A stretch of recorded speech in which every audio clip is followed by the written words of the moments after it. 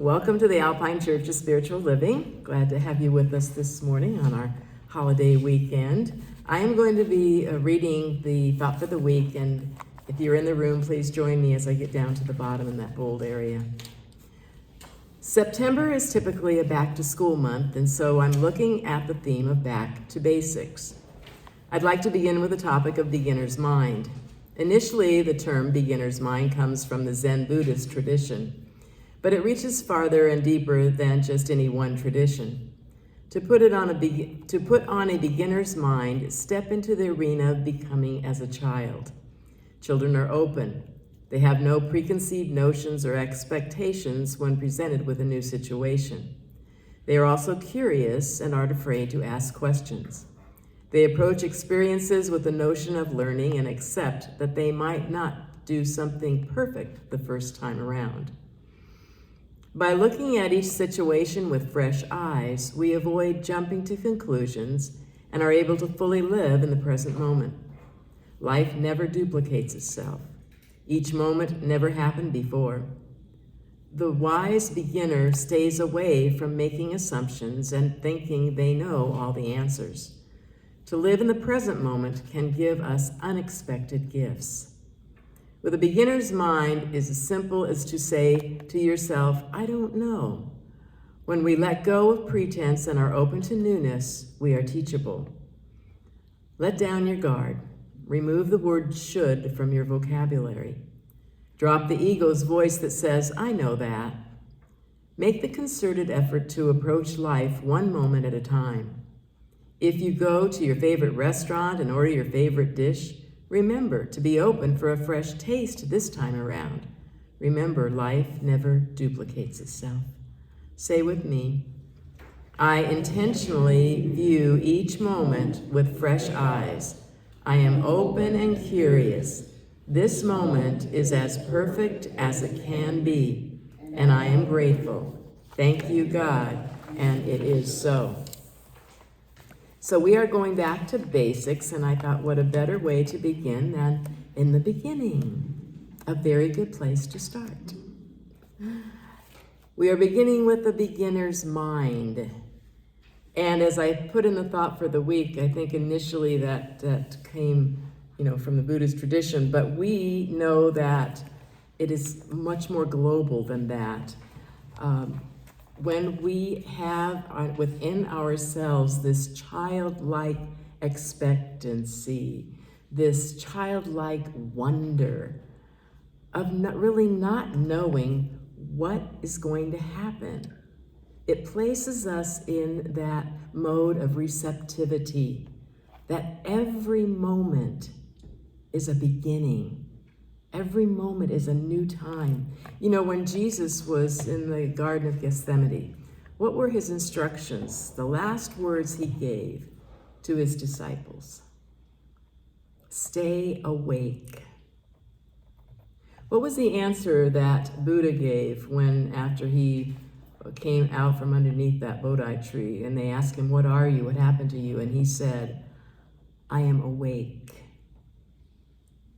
We are awake when we are living in the present moment, in the now. You see, Jesus wasn't telling his disciples, you better stay awake or else, because, they're going to come get you and da-da-da-da-da. It wasn't a threat. Staying awake and being alert is telling us that this life is a continuum, a movement forward eternally. And that if we are to live it, we are to live it in the moment, in the now. So that's the type of beginning that I'm talking about today. It's not about having these attitudes of, I know what's going on, that I know that.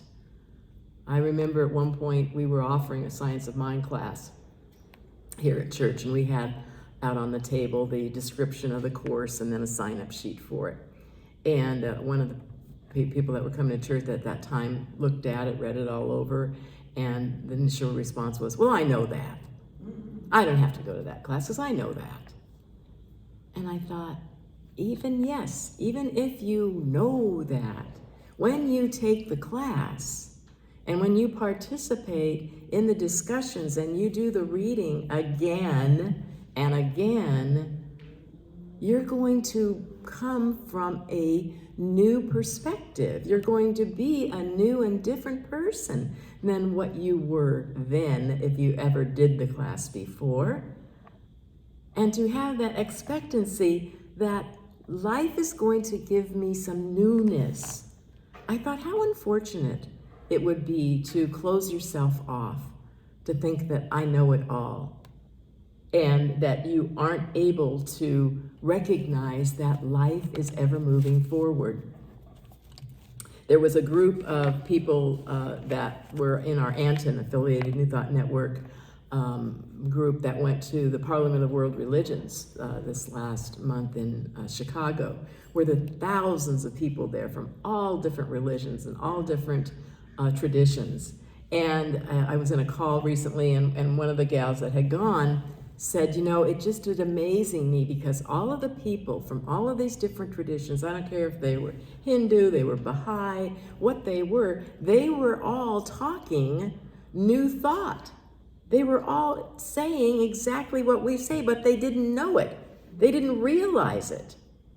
We talk about our teaching as new thought, ancient wisdom. And I believe that there is I call it a golden thread that runs through all traditional faiths, all traditions, which they say that there is this power and presence of love, of God, of whatever you want to call it, and it is everywhere present. It's those omni words, omnipotent, omniscient, and omnipresent. There's all everywhere. It's everything, it's everywhere, encompassing everything. And it never duplicates itself. I think that's really important for us to grasp. That just because I did something one day doesn't mean it's going to be exactly the same the next. Even just going to your favorite restaurant, knowing that you're going to order your favorite thing. How many times have I been there when we order the wonton soup and we get that and we say, oh, well, this isn't like the last time. Well, good. Because it's a different chef that's making maybe with different ingredients at hand. And that's fine. To accept the fact that life is going to be giving us a continual change of routine is wonderful. Richard Rohr wrote, when we are present, we will know the presence. It is that simple and that hard. When we are present, we will know the presence with a capital P. Staying awake, living in the moment, living in the now is the beginner's mind. And it's okay. There's nothing wrong with that. And how do we do that? How do we live in the now? How do we stay in that beginner's mind? Well, one way to do it is to drop the baggage that we have been carrying with us year after year and just let it go. We need to know that there is a presence that just is. This presence, in fact, that's what Rohr says. It's a lot of times I'll just say to myself, just this. Whatever it is. If it's something that I like, if it's something I don't like, just this is a blessing. Just this at every moment. So that we can release the attachments. We can release the expectations. We can release the judgments of what is right and what is wrong. Because life is so much bigger than what we think we know. And life is always asking us just to show up and do our best. I'd ask you to become like my little Adeline, who's the kindergartner. Have that beginner mind. That mind of wonder. How many of you have ever done any sailing or any time that you've been on a ship at sea, right? When you have a destination, when you know where you're going, where the port is, or wherever the landing is, wherever the docking is, do you start from one space and you go straight to it? No. In sailing, they call it tacking, and so you go in one direction, a little bit off of the designated destination, and then you turn and you go back the other way. And then you turn and you go again, and you turn and you go again. Those are called course corrections. That is how you do it. And that is how we do life, through our course corrections. They're not mistakes, they're not wrong. Yes, maybe our course correction is going to give us off in this one avenue that was a surprise, that maybe we didn't really intend to do, but we do another course correction to get back to that center, to get back to our ultimate destination. That's what life is about. The truth is that there is this one presence and power leading us, guiding us, giving us everything that we have need of, and it is always within us at all times. It's always available. We don't have to do anything to warrant it, to be worthy of it.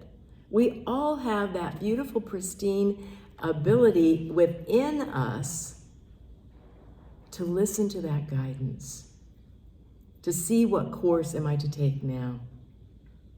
It's our job to know that and to lean on it, to ask it, to know that this omnipresence will never leave me. And so I am here to trust it. I am here to get to know it. I am here to let it lead me. I was listening to a call on our affiliated New Thought Network, Anton.org, this last week. Once a month, they have a Thought Leader Thursday. They have a person that comes on that is a thought leader, and they do a little interview, and then they take questions and they share themselves. Well, this last week, it was Pam Grout. And we had Pam, she's an author, she's written many books, and we had her at one of our conferences years ago. She wrote a book called E Squared, and it gives you, it's really kind of a fun thing because it gives you different experiments to do to prove that there is within you a guide that will give you what you need and what you ask for. And so she has some silly things. She'll say, okay, and she'll go, give it 48 hours. I'm gonna see a purple car with yellow polka dots. Or just whatever it is, just you name it, just you name it, this is what it is, this is what my intention is, and give it 48 hours and see if in fact it doesn't show up. Well, she's got a blog and she has people, writing to her all the time, and she says it's amazing the things that people have told me that have happened in their lives because they have set these intentions, and of course their focus then is on that.